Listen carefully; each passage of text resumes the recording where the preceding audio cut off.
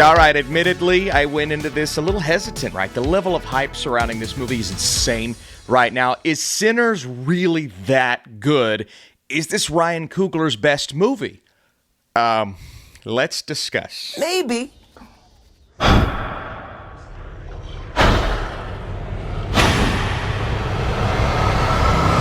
Then I want to dive right into this. First of all, I need your comments down below. We're talking everything movies, pop culture, TV on this channel, so I want to hear your thoughts. And if you want to share this review, that would be awesome. But right now, we're focused on Sinners, which felt like, a very original concept mixed with many elements we've seen before. We've seen vampire movies. We've seen films set in this time that don't do anything fresh or different. And Ryan Coogler has a very distinct style. Is he going to go overboard with this very original concept? Because we've seen originality out of Coogler with Fruitvale Station, which is an absolutely spectacular movie, speaking of Michael B. Jordan.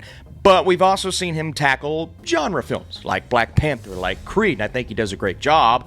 Creed's one of my favorite, fight movies of all time. But how is he going to handle this very original concept? Is it going to be too vampire story with all the cliches and the garlic and the stakes and the cross? Or is there an original flair to Sinners? And so for the first half of this movie, I'm forgetting about the fact that it's a vampire film because we're really focused on building up these characters. These twins, both played by Michael B. Jordan, which I had to remind myself at various points throughout this movie, oh wait, no, the vampires are coming in eventually, right? Because these twins, they're trying to escape a life of crime. And I won't tell you their backstory. I thought they did a really cool job explaining that. But this is where they are from. They went up north, coming back down south. Now they have some money to spend. And they're trying to create something for the people that they love, obviously trying to make some money out of it, but build this place where they can go and enjoy themselves and experience the music, if you will. We'll talk about this. Music almost plays like a character in Sinners, which I thought was super cool. But again, they're escaping a life of crime. They're trying to leave all of that behind. But what awaits them is what makes this third act so daggone entertaining and is what makes Sinners such an exciting, riveting, and visceral movie, but even prior to hitting on those genre tropes. And that's what's integrated into this movie. I'm not going to sit here and tell you, okay, the third act is the most original third act I've ever seen in my life, and Coogler is just, oh my God, the creativity involved. But he's taking all of those ideas and spinning them in a new direction and incorporating what makes the first two acts of this movie great. And a big part of that is music and blues music, and I guess not just country blues. There's a big country blues, almost a bluegrass element to this film that I thought was cool, but then you get this Ireland feel, Rocky Road genre splash that mixes in. And Austin, is this a musical? I thought Sinners was all about vampires. Sinners is kind of about vampires, but it's more. It's much more than that, man. It's how music can transcend eternity, the life that we are living, and how it can connect the past to the present to the future. And Sammy, who's the young cousin of Smoke and Stack, he's the preacher's kid, right? So he has to stay in this bubble, but he wants his music to take him outside of that bubble. And basically, sort of, not in the exact same way, follow in the footsteps of his cousins and get out of the place that he has so firmly been in his entire life. And music can do that, right? But does he want to go in the direction of his cousins? And will his music take him to the place that he wants to go? Is there something more to what he does or what he plays or what it says about him? And that's kind of the focal point of this movie through the first two acts. And I don't know if everyone who's looking for a pure vampire movie is going to like that, because I got 2/3 of the way into this and I said, oh wait, no, there's vampires in this. And it's a story that we go back to every now and then, but I go to some of our other characters that come more prominently into play as we go, specifically Hailee Steinfeld, who is, she's really good in this movie. I'm sure Josh Allen's watching that going, yeah, I picked a good one. Gosh, I love movies. And Jack O'Connell, I feel like people are just going to overlook this menacing performance that he gives. He's kind of like the leader of this very bad group of individuals, I'll say that.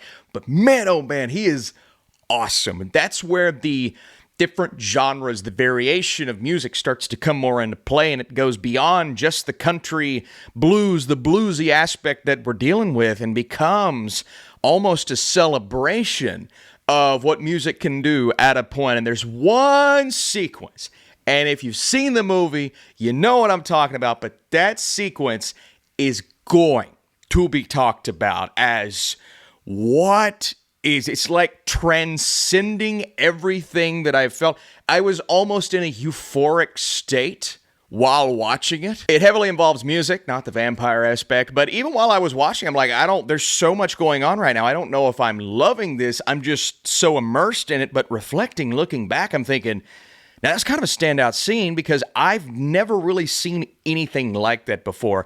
And it has a lot more to say. And it kind of takes this movie to a different level, more than just a genre vampire flick. I had someone respond to my tweet saying, I don't really like vampire movies. How could this be so wholly original, as you were saying? Because it's just a vampire period piece movie, right? Well, it is that. And it becomes that. And that was super entertaining. Very, like I said, visceral. But these blood-soaked sequences and the action that spawns from that, that's when you see Coogler take what he's learned from these genre movies and say, yeah, I'm going to make that just as badass as the rest of the movie.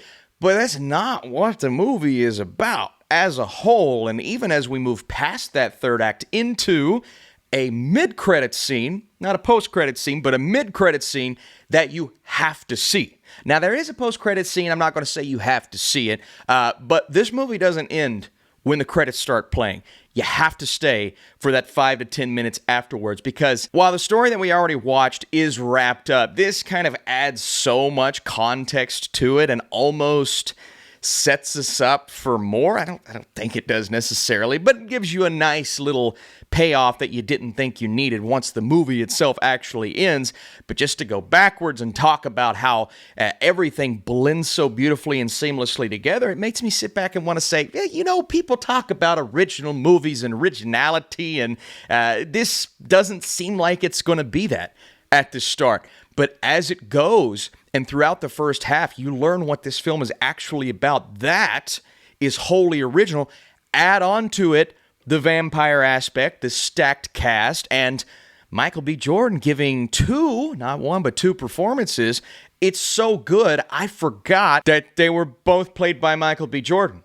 You know what I mean? Like, you're watching, you're like, oh yeah, that's just two different actors. But it's not. It's two different characters.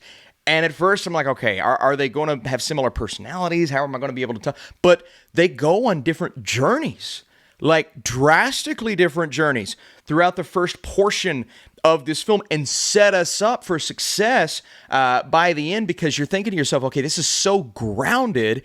How am I going to buy the vampire thing? You know what I mean? Like, this is so within the reality that I'm living in. Am I really going to believe that they're having to fight this clan of vampires at the end of the movie? And I do, because one of Michael B. Jordan's characters, his journey really sets that up. The other guy, he just sets up the other side of things, and they come together so harmoniously towards the end at the beginning of the third act. And I'm like, oh my God. Both of those are Michael B. Jordan. How? Miles Caton, Saul Williams, Delroy Lindo, like I said, Jack O'Connell is spectacular. Hailee Steinfeld, obviously. The character of Annie was awesome. It's like all of these pieces are so important to the finality of this puzzle. And this movie wouldn't have worked without one or two of these characters. Like, everything plays such an important role in making this the experience that it is. And while, the third act, there are cliches and there are genre tropes and conventions, you've already been built up so well, and you know so much about these characters by the conversations that they have and the dialogue that is there, to where you're ready to accept your fate and you're ready to be entertained, and you know what you're in for by the end. And I think that in itself is so original. Like, Ryan Coogler really spoke to my soul with this film. Like, yes, there are still movies that can have this artistic flair, that are shot in this way so immaculately. I wish I could have watched this in 70 millimeter. It's such a 3.5 hour drive. I could have done it. I still can't. My God, from the aspect ratio to the cinematography to the way that the camera moves and creates this journey just as much as the narrative does. And speaking of a technical side of things, like the movie looks amazing. We saw that in the trailer. I just didn't know how the story was going to be. But it also sounds amazing. Like the role that music plays, again, it plays like a character. But then you've got Ludwig Göransson in the back, just like, you know, that meme of the piano that's on fire? That's Ludwig Göransson, even though it's not a piano. It's a very different type of score. It's bluesy, it fits, it works, but especially during that sequence, like, I'm going to go right after this, so, like, as soon as I get this video edited and listen to that one sequence from Göransson and just see if I can feel that moment again. That's when you know that a movie hits you, when you're feeling that moment. And one thing I was scared about Sinners is, like, I know and I hope that it approaches it from an important thematic standpoint, but I don't want that to overrule the experience. Like, I don't want the message to be so on your nose. I like when a movie can approach that in a smart way and just remain smart all the way through.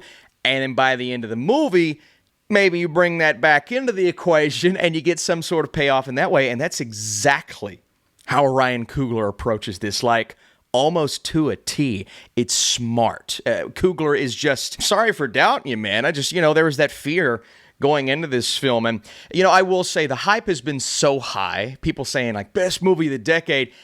I don't know if this approaches that, because there are genre tropes and cliches and kind of all the things I mentioned about vampires that are present in this third act. And there's so much happening at a point, so many stories you got to tie in together.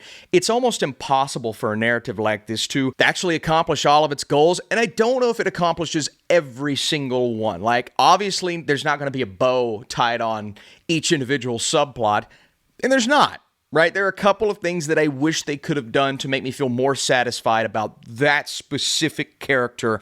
And admittedly, when we go from this really exciting buildup to, boom, that moment where everybody starts fighting and everything starts happening, that was quick. It happens quick, right? It's realistic, as grounded as you possibly can be, dealing with vampires, but it was very fast. And I do wish that moment would have allowed us more time to feel for the characters that may or may not make it out alive, because it's a vampire movie. Not everyone's going to make it.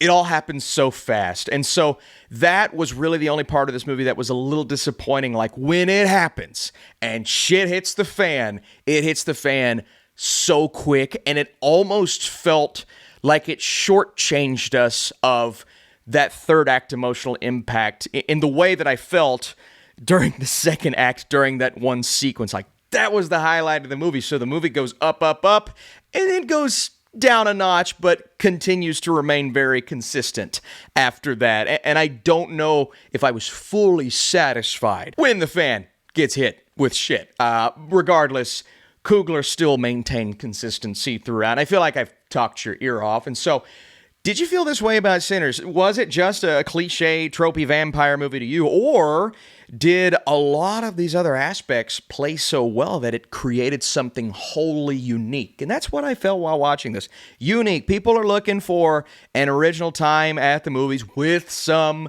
blockbuster things in there, remaining artistic, shot beautifully. My God, inject the film into my veins.